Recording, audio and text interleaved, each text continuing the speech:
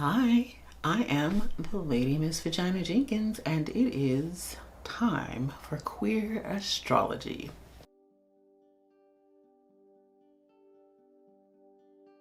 In this video, we're going to be talking about my favorite astrology websites, apps, and tools in general. First thing that I'll say about astrology tools, apps, websites is that there are so many websites and tools out there, software that you can buy, but I would always advise, especially as you're starting out, to just stick with free and low cost resources.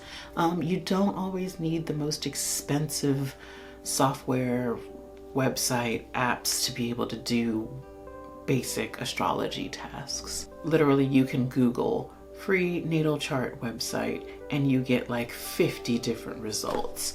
Some of them want you to register for an account, some of them are completely free. Yeah, just use your discretion within that sphere, but yeah, I would lean towards resources that are free and low cost. Speaking of websites, my favorite websites, I feel like there are three main ones that I use. Beginner to advanced. My most beginner-friendly website that I recommend is astro-charts.com.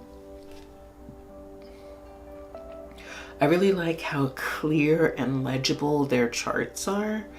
They don't offer much in the way of interpretation, but it's a really good beginner level starting resource. I will also say that as you're getting your natal chart, that the websites will ask you what astrology system and what house system you want to use in these drop-down boxes. I would suggest to use tropical astrology for the astrology system, which is like the common language of most people that are in the astrology sphere in Western countries. And I would say to use the whole sign house system just because it makes things really clear, really legible, easy to understand. So whole sign house system, tropical astrology.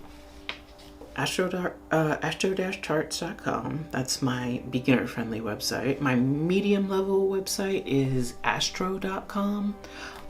It does some of the same things but offers even a wider range of skill. You can do synastry charts, understanding how two people work together.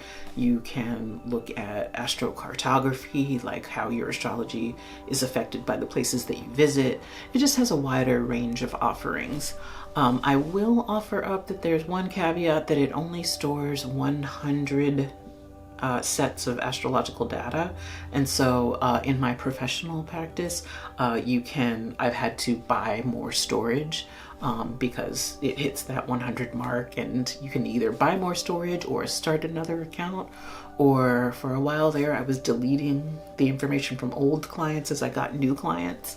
But yeah, it's easier to just buy more storage and it's super affordable. And the third most website, which I feel like is probably the most advanced that I use, is called Astro-Seek. And I use it for transits. It offers the opportunity to be able to advance the chart by the minute, by 30 minutes, by the day, by the week, by the month. And I really like to use that to understand how transits are hitting my clients' charts. And so a lot of times I will start in astro.com and finish readings looking at the chart for astro-seek.com. My one caveat is it's not very intuitive and the charts are a little bit more complicated, less legible, but it's a super thorough resource. In terms of apps that I like, I'll go from my least to my most fave. So least fave astrology apps, y'all are gonna hate this. CoStar and the Pattern. I really dislike that the Pattern seems to offer no actual astrology information and it's all interpretation. So when it says, oh, this is going to be a hard week for you in your home and family. What are you basing this on? Is Mars transiting my 4th house? Is there making a square to my natal moon? What is going on? It's just all interpretation, very little astrology. And then the pattern, I've read articles where they allege that basically the pattern offers up sort of low-key manipulative interpretation. They'll offer a bunch of like negative sorts of interpretations so that when they offer a positive interpretation, you actually believe it more, because they are perceived to be more objective based on the number of negative interpretations that they've made, which feels very manipulative. I'm not loving that. There's also the Chani app, but it's only available for iPhone, so I haven't been able to check it out. And so, yeah, it came out in December of 2020. 3 years it's been only available for iPhone, which this is not a critique of the app, but more maybe the capitalism of the app development space. That app developers develop for iPhone first and then Android second feels very difficult to reconcile in terms of like the vibe of like corporate monopolizing of a space, you know? Because the majority of the world's population actually uses Android phones. Why wouldn't that be prioritized unless there was a corporate monopoly on the app development sphere? Anyway, that's not about the Chani app. It's just my general critique, and it's a thing that's always bothered me. But I did see that on August 13th, Chani app will be available for Android. So I'm really looking forward to seeing that app, working with it, and doing a review. So definitely check back for that.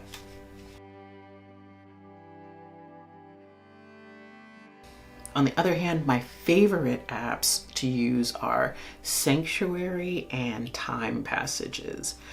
Sanctuary only allows you to look at charts through the Placidus house system, so it's not as legible, as clearly easy to read as like the whole sign house system, but it's a really good app that offers astrology and interpretation. And then Time Passages is what I use to track the daily movements of the moon and just transits generally speaking. What I will say though is it's kind of like for astrologers. There's no interpretation really. They do talk a little bit about aspects, but not in an in-depth and casual sort of way that so many other apps do. It's strictly data. And as far as tools go, my favorite website is cafeastrology.com. In that it has so many resources. It's just like a library of articles about basic things like what do the symbols and the glyphs on my astrology chart mean? Or more advanced concepts like what does it mean to have a moon in Cancer?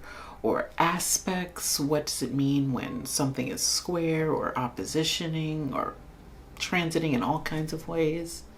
I appreciate that they have the ephemerides, that word, which are astrology charts that track the movement of all of the planetary placements throughout the entire course of the year. So they've got ephemerides that go back to like 1950 something, and they've got ones for like the next 3 or 4 years upcoming, which is absolutely an invaluable resource in my practice in terms of serving clients. So yeah, those are my favorite apps, websites, tools. What are your favorites? Comment below.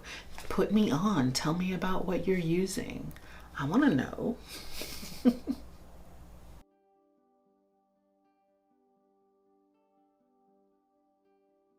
Well, that's the video. Thank you so much for watching. Happy Pride, and thank you for making time for queer astrology.